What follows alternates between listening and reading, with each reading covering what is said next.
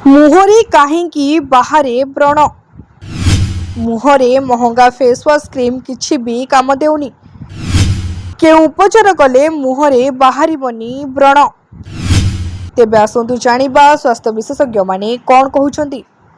अनेक लोक वर्ष वर्ष धरी महंगा फेसवाश क्रीम एवं स्किन चिकित्सा व्यवहार करती तथापि व्रण लालपण बा कुंडाई हेबा किंबा अन्यान्य चर्म समस्या परी समस्या बारंबार घटे।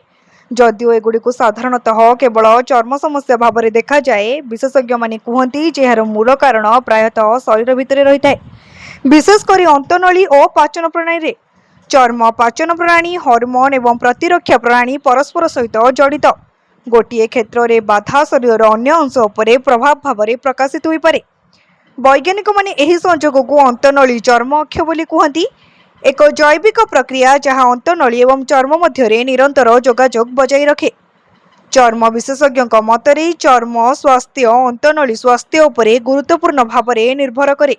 से व्याख्या करछंती जे अंतनली थिबा कोटि कोटि सूक्ष्म प्राणी शरीर में प्रदाह हार्मोन असंतुलन एवं विभिन्न चर्म संबंधी समस्या को प्रभावित करि पारंती।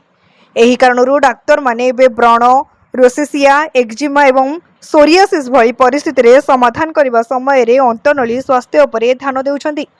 America national library of medicine द्वारा प्रकाशित गवेषणा सूचाउछि जे अंतनली बैक्टेरिया रे असंतुलन विभिन्न चर्म रोगर विपद को वृद्धि करिपारे।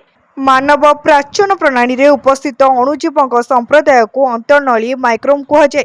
एणु अणुजीव माने केवल हजम रे साहाय्य करते नहीं, बरं प्रतिरक्षा प्राणी को दृढ़ करिबारे एवं शारीरिक संतुलन बजाय रखिबारे मध्य गुरुत्वपूर्ण भूमिका ग्रहण करती। उपकारी जीवाणु ह्रास पाइले एवं क्षतिकारक जीवाणु वृद्धि पाइले अंतनली डिस्बायोसिस नामक एक अवस्था सृष्टि हो पारे।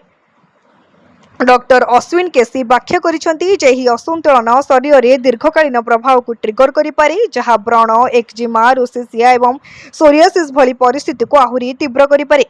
एही समय रे मेडिकल गैस्ट्रोएंटरोलॉजिस्ट डॉक्टर गजेंद्रन अनुसार आधुनिक जीवनशैली मध्य एही समस्या को बढ़ाइबारे गुरुत्वपूर्ण भूमिका ग्रहण करे।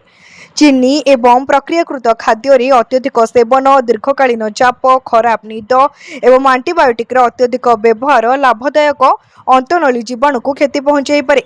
एहार प्रभाव धीरे धीरे चर्म उपरे मध्य प्रकाश पाइबाकू आरंभ हुए।